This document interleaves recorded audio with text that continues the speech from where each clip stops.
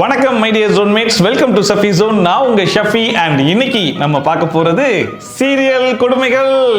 Collector ஆகாசுக்கு உங்க பாப்பாவை கொடுப்பீங்களாமா? Family rose அடிச்சுட்டு வருவான் கபில. தாலியோட பெருமை தெரியுமா உங்களுக்கு எல்லாம்? என்னமா ரெடியா? Ready sir. அச்சே தாலிய வாங்கி கட்டா. அவன் எடுக்கிற முடிவு நமக்கு சாதகமா தான் இருக்கு. அங்க பாரு.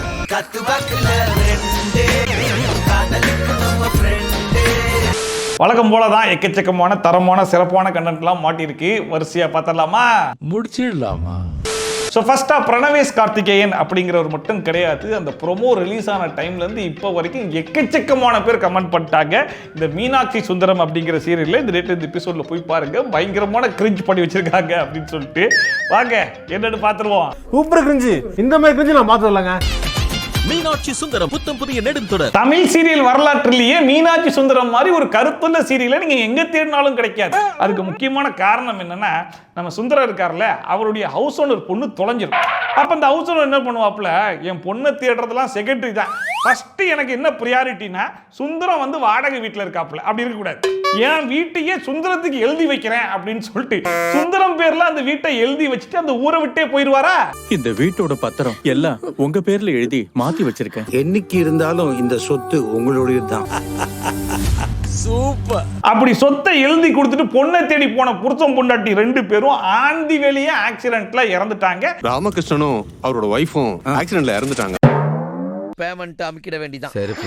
இப்ப நம்ம சுந்தரத்துக்கு இருக்கிறது ஒரே ஒரு ஆப்ஷன் தான். அது என்னன்னா, தொலைஞ்சி போன பொண்ணு கஸ்தூரி திரும்பி வந்தா என் பேர்ல எழுதி வச்ச சொத்தை அந்த பொண்ணு பேர்ல எழுதி வச்சிருவேன் அப்படின்னு சொல்லிட்டு ஒத்த கால நிக்க ஆரம்பிச்சிட்டாப்ல. அவர் ஒத்த கால நின்றதுனால என்னவோ தெரியல, அந்த கஸ்தூரி திரும்ப வந்துட்டாங்க. மீனாட்சி தான் கஸ்தூரின்னு தெரிஞ்சிருச்சு. எந்த வீட்ல இருந்து நீ காணாத போனியோ அதே வீட்டுக்கு நீ திரும்பி வந்திருக்க. ஏப்பா அழுகுற முரியேசா? பட் இங்கதான் நம்ம எதிர்பார்க்காத ஒரு ட்விஸ்ட வச்சிருந்தாங்க. நான் உங்ககிட்ட ஒரு உண்மையை சொல்லணும். இதுக்கு மேலே நான் வாய் திறக்காம இருந்தேன்னா தப்பா போயிருங்க. நான் உண்மையான கஸ்தூரி இல்ல சார். என்னது, மீனாட்சி கஸ்தூரி இல்லையா? அப்புறம் எதுக்கு நீ கஸ்தூரின்னு சொன்ன? ஒருவேளை இந்த சொத்தெல்லாம் ஆட்டைய போடுறதுக்காக சொன்னியா அப்படின்னு சொல்லி கேட்டா அவங்க என்ன தெரியுமா சொல்றாங்க? Please listen. எப்படியாவது உங்ககிட்ட இருந்து இந்த வீட்டை பறிச்சிடணும்னு யாரையோ கூட்டிட்டு வந்து கஸ்தூரின்னு சொல்றாங்க. ஆஹா, என்ன கேட்டுட்டு இருக்கீங்க? இனிமே யாரையும் அப்படி கூட்டிட்டு வந்து நிப்பாட்ட கூடாதுன்னு தான் நான் கஸ்தூரின்னு போய் சொன்னேன் சார். என்னடா இது, நான் உண்மையான கஸ்தூரி இல்ல அப்படிங்கறத சொல்லியுமே நம்ம சுந்தரம் மூஞ்சில எந்த விதமான ரியாக்ஷனும் இல்லையே, எப்படி அந்த மனுஷன் ஷாக் ஆகாம இருக்காரு அப்படின்னு சொல்லி கேட்டீங்கன்னா, அங்கேயும் வச்சிருக்காங்க ஒரு ட்விஸ்ட். நீ காட்டினிய லாக்கெட் அது டூப்ளிகேட் எனக்கு அப்பவே தெரியும். கஸ்தூரி காணாம போய் 23 வருஷம் ஆச்சு. ஆனா நீ காமிச்சியே லாக்கெட் அதை வாங்கின கடை ஆரம்பிச்சே 3 வருஷம் தான் ஆச்சு. இவருடைய புத்தி கூர்மைக்கு போதி தர மாதிரி வந்து பொக்கை கொடுக்கலாம்ல. அதுதானே பார்த்தேன், சுந்தரமா கொக்கா அந்த மனுஷனெல்லாம் ஏமாத்த முடியுமா அப்படின்னு நம்ம யோசிக்கிறதுக்குள்ளேயே அந்த மனுஷன் என்ன சொல்றாப்புல, ஒரு ஓனர் இன்னொரு ஓனர் மாதிரி தான் சிந்திக்கணும். அதனால நான் என்ன பண்ண போறேன்னா, மீனாட்சி கஸ்தூரி இல்லைங்கிற விஷயம் எனக்கு தெரிஞ்சாலுமே நான் மீனாட்சி பேர்ல தான் சொத்து எழுதி வைப்பேங்கிறாரு. யோ சுந்தரம், எதுக்கே அந்த வீண் வேலை அப்படின்னு சொல்லி கேட்டா அதுக்கு ஒரு வேகாத ரீசன் வச்சிருக்காராம், ஒரு வேலிடான ரீசன் வச்சிருக்காராம். இந்த சொத்தை நான் உன் பேர்ல மாத்தி எழுதினாலும் நீ என்னை ஏமாத்த மாட்டேங்கிற நம்பிக்கை எனக்கு இருக்கு. இப்போ அதைத்தான் நான் சொல்றேன். எங்க போய் முடிய போகுதுன்னு தெரியல. இந்த சொத்து உண்மையாவே கஸ்தூரி கைக்கு கிடைக்கணும், அந்த நம்பிக்கை எனக்கு இருக்கு. ஆக மொத்தத்துல ஒரு வீட்டை வச்சுக்கிட்டு ஒரு உருப்படாத ரீசனையும் வச்சுக்கிட்டு இப்படியே சொத்தை மாத்தி மாத்தி எழுதி கொடுத்துட்டு இருக்கிறது தான் இந்த சீரியலுடைய கதையே போல இருக்கு. இன்னொரு பக்கம் சரி ஓகே, மீனாட்சி பேர்ல சொத்தை எழுதி வச்சிருவாரான்னு சொல்லி பார்த்தா வில்லன் மீனாட்சியே கடத்திட்டானா. அது எதுக்குடா கடத்தினான்னு சொல்லி கேட்டா அதுக்கு ஒரு ரீசன் வச்சிருக்காங்க. மீனாட்சி முத்துப்பாண்டி ஆளுங்க கடத்திட்டு போயிட்டாங்க. கோயில வச்சு அவளுக்கு கட்டாய கல்யாணம் பண்ண போறாங்க. மீனா தாலி கட்டின டைம் ஆச்சு, வாங்க சாமி. ஆமா, யாருமா அந்த முத்துப்பாண்டி? மீனாட்சியோட அண்ணன் ஒரு குடிகாரன். அவர் குடி போதையில முத்துப்பாண்டி கிட்ட என் தங்கச்சியை கல்யாணம் பண்ணி தரேன்னு சொல்லி வாக்கு கொடுத்துட்டாரு. மீனாட்சியுடைய அண்ணன் குடிபோதையில கொடுத்த வாக்க நம்பி நம்ம முத்துப்பாண்டி என்ன பண்ணிருக்காப்புல, மீனாட்சியை கடத்தி வலுக்கட்டாயமா கல்யாணம் பண்ணலான்ற மாதிரி பாக்குறேன். இன்னொரு பக்கம் சுந்தரம், இந்த மாதிரி கல்யாணத்தை நான் பண்ண விட மாட்டேன், நான் சொத்து எழுதி கொடுக்காம நீ எப்படா கல்யாணம் பண்ணுவேன் அப்படின்னு சொல்லிட்டு நம்ம சுந்தரம் கிளம்பி நேரா ஸ்பாட்டுக்கே போயிட்டாப்ல. நீ போய் கல்யாணத்துக்கு ஆக வேண்டிய ஏற்பாடு பண்ணு. எவ்வளவு வண்டியா அமுக்குடா ஆவல. பொண்ணு மாப்பிள்ளைய கூட்டிட்டு வாங்க. நிறுத்துடா கல்யாணத்தை. ஐயோ, நம்ம தமிழ் சீரியல்ல தாலி கட்டுற சீனுக்கு மட்டும் குறைச்சலே கிடையாது. விதவிதமா தாலி கட்டி காமிச்சிருக்காங்க, நம்மளும் விதவிதமா பார்த்திருக்கோம். பட் இது எதுவுமே இல்லாம புதுசா ஃப்ரெஷ்ஷா ஒரு சீன் வைக்கணும் அப்படிங்கிற மாதிரி யோசிச்சு இவங்க என்ன தெரியுமா பண்ணிருக்காங்க? எவ்வளவு நம்ம புதுசா பண்ண போறோம் யோசிக்கிற ஒவ்வொரு மொமெண்ட்டுமே அப்படிதான் ஸ்டார்ட் ஆச்சு. ஏய் புத்துப்பாண்டி சட்டப்பட்டு தாலியை கட்டுறேன். என்ன விளையாடுறீங்களா நீங்க? தாலியோட பெருமை தெரியுமா உங்களுக்கு எல்லாம்? என்னமா ரெடியா? Ready sir. Shot camera action. தாலியை வாங்கி கட்டுறா.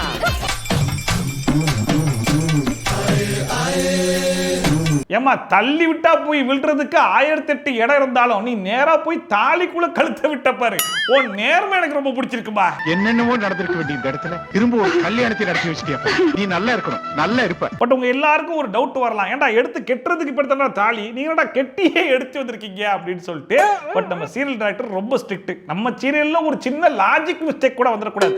அப்படி வந்துச்சுன்னா நம்ம சீரியலுடைய ரெப்புடேஷன் கெட்டு போயிருமா இல்லையா அப்படின்னு சொல்லி யோசிச்சு அதுக்கும் ஒரு சூப்பரான விளக்கம் கொடுத்துருக்காப்ல. அண்ணன் ஒத்த கையை வச்சுட்டு எப்படி தாலி கட்டுவாருன்னு கேட்டேனே. நல்ல கேள்விடா. Good question.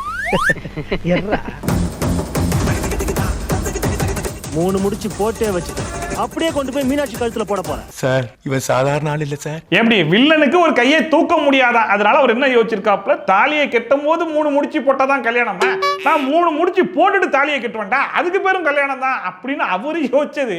அவருக்கு யூஸ் ஆச்சோ இல்லையோ, நம்ம சுந்தரத்துக்கு தான் பக்காவா யூஸ் ஆயிருக்கு. 3 முடிச்சு போட்டே வச்சுட்டு அப்படியே கொண்டு போய் மீனாட்சி கழுத்துல போட போறேன்.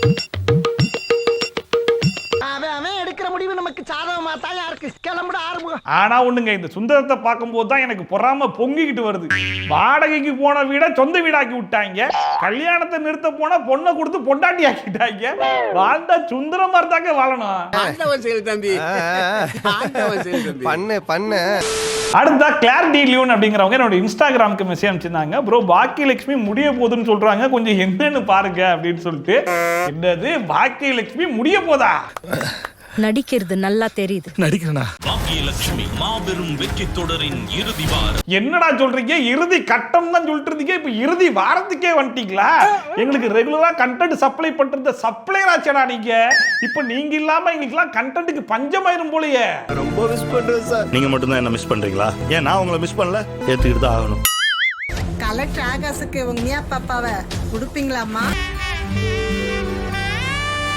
ஆனா பரவாயில்ல, எப்படியோ இந்த சர்பட்டா பரம்பரையில வர மாதிரி ஆரியா எப்படி ரோஸா அடிச்சுட்டு வந்துதான் வேம்புலி கூட மோதுன்னு சொல்லுவாங்களோ, அந்த மாதிரி இனியாவையும் நீ நிதிஷா கல்யாணம் பண்ணி அவனை போட்டு தள்ளிட்டு வா, அப்புறமா தான் உன்னை ஆகாஷ் கூட சேர்த்து வைப்போன்ற மாதிரி சேர்த்து வச்சிருக்காங்க போல இருக்கு. ரோஸ் அடிச்சுட்டு வருவான் கபில. முன்னாடிலாம் இனியா ரொம்ப பாவமா தெரிஞ்சாங்க, ஆனா இப்ப உண்மையிலேயே அந்த நிதிஷ்ன்ற கேரக்டர் தான் ரொம்ப பாவமா தெரிறான். ஏன்னா நல்லா தான் இருந்தான், திடீர்னு சந்தேகப்படுறான் அப்படிங்கிற பேர்ல அவனை சைக்கோ ஆக்கிட்டாங்க.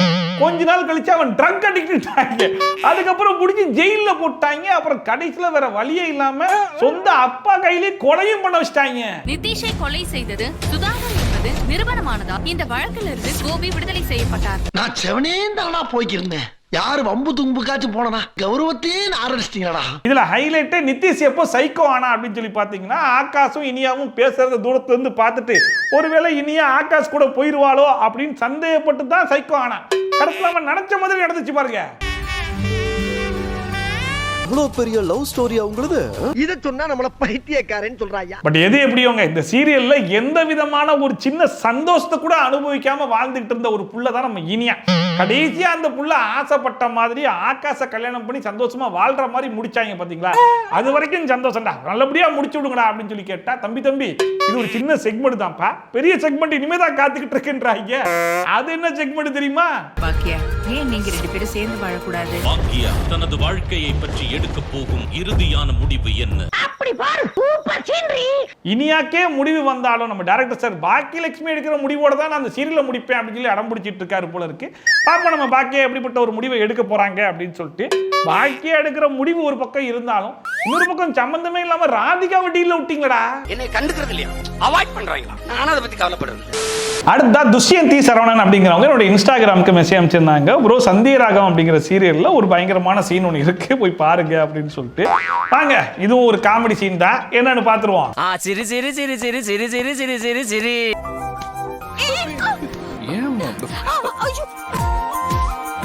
இப்ப செயினும் தெரியாம லாக் ஆயிடுச்சாமா. இப்ப இந்த செயினை கலட்டி எடுக்கிறதுக்காக ரெண்டு பேரும் ஒரு பெரிய போராட்டமே பண்ணுவாங்க. என் தங்கம் என் உரிமை. புரட்சி போராட்டம். என்ன வர மாட்டேங்குது. நெக்ஸ்ட் அதான் ரெண்டு செயினும் நல்லா லாக் ஆயிடுச்சுன்னு தெரியுதுல்ல. பின்னாடி இருக்கிற கொக்கியை கழட்டி விட்டுருக்கலாம், இல்ல இவர் தலைவலியா அந்த செயினை கழட்டி எடுத்துருக்கலாம். அது அனாவசியம். என்னடா இது இப்படி சுத்தி இருக்கு? இப்படிப்பட்ட ஒரு போராட்டத்துக்கு நடுவில் கொரியர் பாய் வந்து கதவையும் தட்டுவாப்ல. ஆனா அப்பயும் இவங்க அடங்கலையே. சார் யாருங்க சார்? கொரியர் வந்திருக்கு சார். இப்பொழுது பாரடா என்னுடைய ராஜதந்திரத்தை. அத கதவு சைடுலயே போட்டுருங்கண்ணா.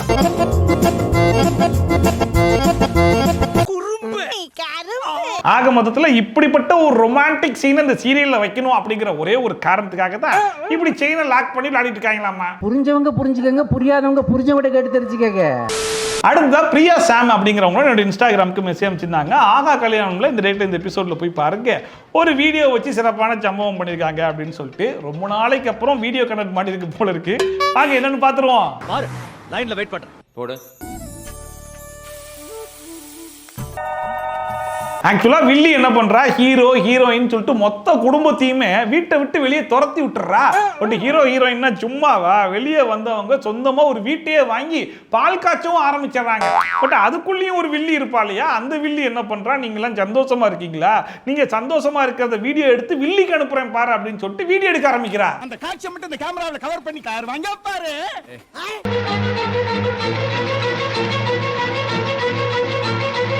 இப்போ இங்க எடுத்த வீடியோவை வில்லிக்கு அனுப்பிச்சு விட்டுருவாங்க. வில்லியும் அந்த வீடியோவை ஓபன் பண்ணி பார்த்துருவாங்க. அப்புறம் என்ன, வழக்கம் போல ஹெவி காமெடி தான். பட் முன்னாடி மாதிரி போர்ட்ரேட் லேண்ட்ஸ்கேப் அந்த மாதிரி சின்ன மிஸ்டேக்லாம் நம்ம சொல்ல போறது கிடையாது.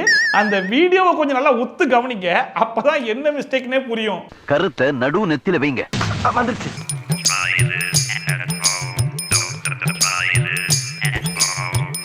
பாத்தீங்களா, யார் அந்த வீடியோவை எடுத்தாங்களோ அவங்களே அந்த வீடியோக்குள்ள இருக்காங்க.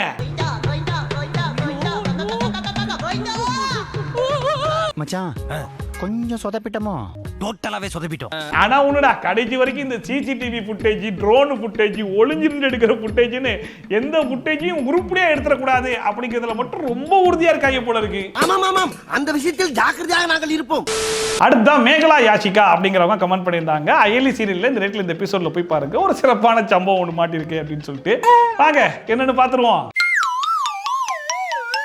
சும்மா இப்படி வேடிக்கை பார்த்துட்டு நிக்காம பின்னால இருக்கிற உரலை தூக்கிட்டு வந்து பந்தக்கால் நடுற இடத்துல வை.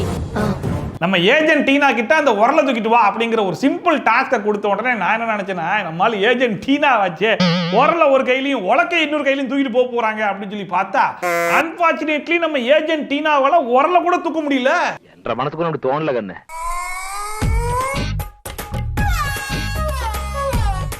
பட் இந்த மாதிரிலாம் நடக்கிறதுக்கு வாய்ப்பு இல்லையே அப்படிங்கிற மாதிரி யோசிச்சுக்கிட்டு இருக்கும்போது தான் ஏஜென்ட் டீனாக்கு ஒரு வாய்ஸ் கேக்குது. ஹலோ, கேக்குதுங்களா? இந்த உலகத்துல முடியாதுன்னு சொல்றதுக்கு எதுவுமே இல்ல, முடியும். அவங்க அம்மா கொடுத்த அந்த மோட்டிவேஷன்ல இப்ப நான் ஏஜென்ட் டீனா கேரக்டர்ல இருந்து ரிசைன் பண்ணிட்டு பாகுபலியா மாற போறேன்னு சொல்லிட்டு பாகுபலியா மாறிட்டாங்க.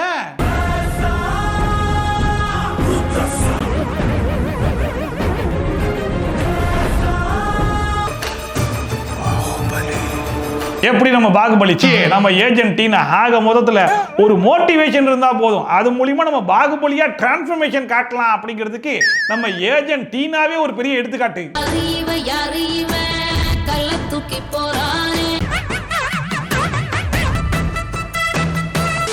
அடுத்தா வாஸ்திகா அப்படிங்கிறவங்க கமெண்ட் பண்ணியிருந்தாங்க, கலைஞர் டிவியில் புதுசா ஒரு சீரியல் ப்ரோமோ ஒன்று வந்திருக்கு, அதை பாருங்க, ஏதோ ஒரு படத்தை வச்சு தான் எடுத்து வச்சிருக்காங்க அப்படின்னு சொல்லி போட்டிருக்காங்க. அது என்ன படம், என்ன சீனு, என்ன ஏதுங்கிறத நானே சொல்றேன், வாங்க போலாம். ஆமா வாங்க போலாம். அவனுக்காக நான் எல்லாத்தையும் விட்டு கொடுப்பேன், ஆனா யாருக்காகவும் அவனை விட்டு கொடுக்க மாட்டேன். முன்னாடிலாம் படத்துல இருந்து ஒரு சீனை எடுத்து அப்படியே காப்பி அடிப்பாங்க, அப்படி இல்லைன்னா ஈ அடிச்சாங்க காப்பியா அப்படியே அடிச்சுப்பாங்கல்ல, அதானே உலக வழக்கம். ஆனா இப்போ ஒரு ஸ்டெப் இல்ல 13 ஸ்டெப் மேல போய் நம்ம இதுக்கு படத்துல வர சீன் எல்லாம் தூக்கணும், படத்தையே தூக்கிடுவோம் அப்படின்னு சொல்லி படத்தை தூக்குனது மட்டும் இல்லாம, அதான் படத்தையே தூக்கிட்டோம்ல, படத்தோட பேரை மட்டும் எதுக்கு விட்டு வச்சுக்கிட்டு அதையும் சேர்த்து தூக்கு அப்படின்னு சொல்லி படத்துடைய பேருன்னு எல்லாத்தையும் தூக்கிட்டாங்க. I love you. I too love you. I love you too. Love you too. காத்து வாக்குல காத்து வாக்குல 2 காதல் அதையும் போட்டு இழுத்து நிக்கிறீங்க. இதுக்கு பேர் தான் ஸ்மார்ட் ஒர்க்னு சொல்லுவாங்க. புதுசா ஒரு கதை, அதுக்கு டைலாக், ஸ்கிரீன் பிளே, அதெல்லாம் தேவையில்லாது. ஒரு படத்தை நீங்க 2.5 மணி நேரம் பார்த்திருப்பீங்க, அதையே 2 வருஷத்துக்கு 700 எபிசோடா பார்த்தா எப்படி இருக்கும்? இது ஃப்ரெஷ்ஷா இருக்கா இல்லையா அப்படிங்கிற மாதிரி புது முயற்சியில இறக்கிருக்காங்க. ஆனா ஐடியா ஃபேண்டாஸ்டிக். எங்களுக்கே தோணல பாத்தியா? அங்க பாரு.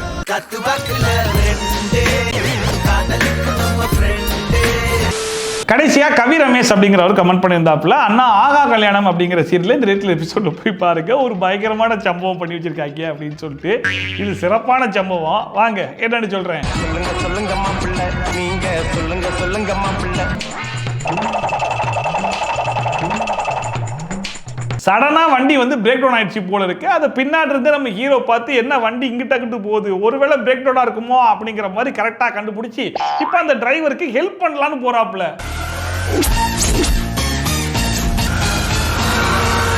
கியரை டவுன் பண்ணுங்க. நீங்க பயப்படாதீங்க. ஏண்டா நல்லா தானே வந்துகிட்டு இருக்கே, கொஞ்சம் சும்மா இருடா. ஆக்ஸலரேட்டரை அழுத்தாதீங்க. கியரை டவுன் பண்ணுங்க. கியரை டவுன் பண்ணுங்க. அந்த வண்டி ஓட்டுற மனுஷன் என்ன கிளீனரா? அவரே ஒரு டிரைவர் தானே. பிரேக் டவுன் ஆன வண்டியை எப்படி நிப்பாட்டணும்னு கூடவா அவருக்கு தெரியாது. ஆனாலும் நம்ம ஹீரோ சார் அந்த இடத்துல ஹீரோயிசம் காட்டி ஆகணுமா இல்லையா? அதனால நீங்க தள்ளிக்கோங்க, நான் வந்து அந்த வண்டியை நிப்பாட்டுறேன்னு சொல்லி நம்ம சார் நிப்பாட்டுற அந்த அழகு இருக்கு பாருங்க, அந்த அழகு. போடுறா தம்பி பிரேக்க. அந்த டிரைவரை தள்ள சொல்லிட்டு இவர் போய் இந்த சீட்ல உட்கார்ந்த உடனே சரி இவர் அப்படி என்னதான் பண்ண போறாரு அப்படிங்கிறத பார்க்கறதுக்கு நானே ஆர்வமா இருந்தேன். கடத்துல பார்த்தா இவர் போய் பிரேக் போடுறாரு. அப்ப பிரேக் இருக்கிற வண்டியில தான் பிரேக் போட தெரியாம ஓடிட்டு இருந்தான் அந்த டிரைவர்.